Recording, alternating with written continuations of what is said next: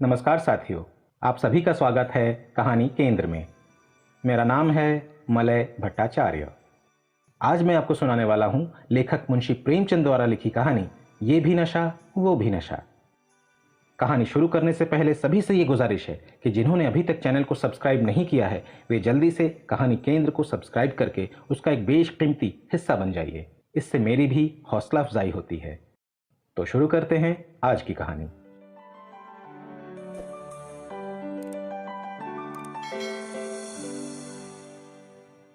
होली के दिन राय साहब पंडित घसीटे लाल की बारादरी में भंग छन रही थी कि सहसा मालूम हुआ जिलाधीश मिस्टर बुल आ रहे हैं। बुल साहब बहुत ही मिलनसार आदमी थे और अभी हाल ही में विलायत से आए थे। भारतीय रीति नीति के जिज्ञासु थे, बहुधा मेले ठेलों में जाते थे। शायद इस विषय पर कोई बड़ी किताब लिख रहे थे। उनकी खबर पाते ही यहाँ बड़ी खलबली मच गई। सबके सब नंग धिड़ंग मूसर चंद बने भांग छान रहे थे। कौन जानता था कि इस वक्त साहब आएंगे। फुर्र से भागे, कोई ऊपर जा छिपा, कोई घर में भागा, पर बेचारे राय साहब जहां के तहां निश्चल बैठे रहे। आधा घंटे में तो आप कांख पर उठते थे और घंटे भर में एक कदम रखते थे। इस भाग दौड़ में कैसे भागते? जब देखा कि अब प्राण बचने का कोई उपाय नहीं है तो ऐसा मुंह बना लिया मानो वो जानबूझकर इस स्वदेशी ठाठ से साहब का स्वागत करने को बैठे हैं। साहब ने बरामदे में आते ही कहा, हेलो राय साहब, आज तो आपका होली है। राय साहब ने हाथ बांधकर कहा, सरकार होली है। बुल साहब, खूब लाल रंग खेलता है। राय साहब, हाँ सरकार, आज के दिन की यही बहार है। साहब ने पिचकारी उठा ली। सामने मटकों में गुलाल रखा हुआ था। बुल ने पिचकारी भरकर पंडित जी के मुंह पर छोड़ दी तो भी पंडित जी नहीं उठे।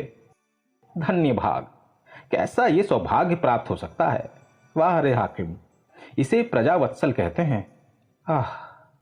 इस वक्त सेठ जोखन राम होते तो दिखा देता कि यहां जिला में अफसर इतनी कृपा करते हैं। बताएं आकर कि उन पर किसी गोरे ने भी पिचकारी छोड़ी है। जिलाधीश का कहना ही क्या। ये पूर्व तपस्या का फल है और कुछ नहीं। कोई पहले 1 सहस्र वर्ष तपस्या करे तब ये परम पद पा सकता है। हाथ जोड़कर बोले, धर्मावतार, आज जीवन सफल हो गया। जब सरकार ने होली खेली है तो मुझे भी हुक्म मिले कि अपने हृदय की अभिलाषा पूरी कर लूं। ये कहकर राय साहब ने गुलाल का एक टीका साहब के माथे पर लगा दिया। बुल साहब, इस बड़े बर्तन में क्या रखा है राय साहब? राय साहब, सरकार ये भंग है, बहुत विधि पूर्वक बनाई गई है हुजूर। बुल साहब, इसके पीने से क्या होगा? राय साहब, हुजूर की आंखें खुल जाएंगी, बड़ी विलक्षण वस्तु है सरकार। बुल साहब, हम भी पिएगा। राय साहब को जान पड़ा मानो स्वर्ग के द्वार खुल गए हैं और वो पुष्पक विमान में बैठकर ऊपर उड़े चले जा रहे हैं। गिलास तो साहब को देना उचित न था, पर कुल्हड़ में देते संकोच होता था।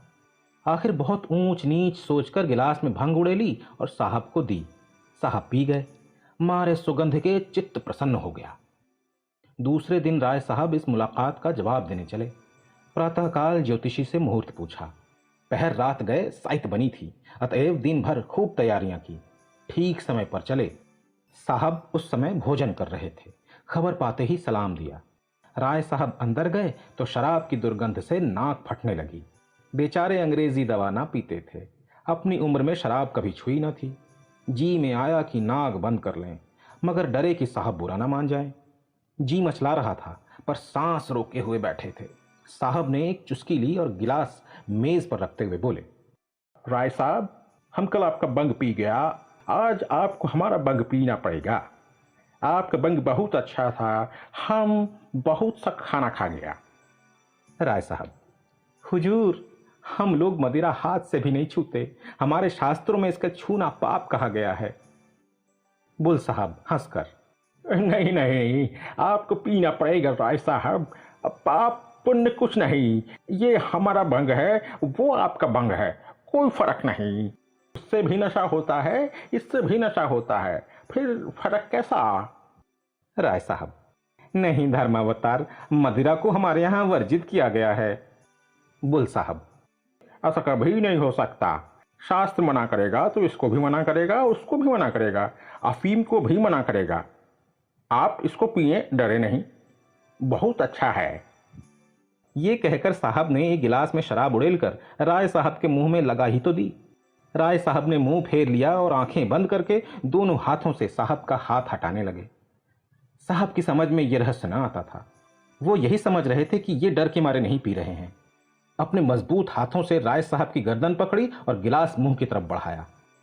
राय साहब को अब क्रोध आ गया। साहब खातिर सब कुछ कर सकते थे पर धर्म नहीं छोड़ सकते थे। जरा कठोर स्वर में बोल उठे, हुजूर, हम वैष्णव हैं, हम इसे छूना पाप समझते हैं। राय साहब इससे आगे और कुछ न कह सके। मारे आवेश के कंठावरोध हो गया। एक क्षण बाद जरा स्वर को संयत कर फिर बोले, हुजूर, भंग पवित्र वस्तु है। ऋषि मुनि साधु महात्मा देवी देवता सब इसका सेवन करते हैं। सरकार, हमारे यहाँ इसकी बड़ी महिमा लिखी है। कौन ऐसा पंडित है जो बूटी ना छानता हो? लेकिन मदिरा का तो सरकार हम नाम लेना भी पाप समझते हैं। बुल साहब ने ग्लास हटा लिया और कुर्सी पर बैठकर बोला, तुम पागलों का माफिक बात करता।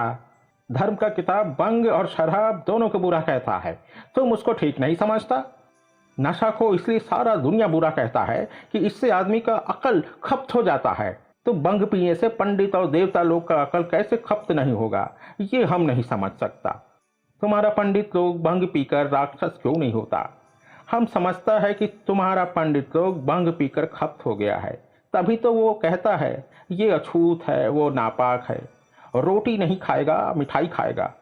हम छू लें तो तुम पानी नहीं पिएगा। ये सब खप्त लोगों की बात। अच्छा, सलाम। राय साहब की जान में जान आई। गिरते पड़ते बरामदे में आए, गाड़ी पर बैठे और घर की राह ली।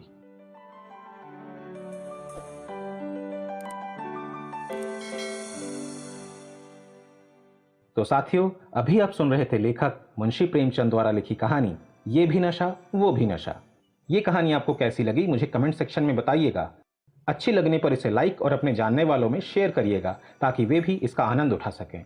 नई कहानियों को समय पर सुनने के लिए बेल आइकन को प्रेस करके ऑल पर सेट कर दीजिए, जिससे नई कहानियां अपलोड होने पर आपको समय पर मिल जाएं। आप सभी का हृदय से धन्यवाद।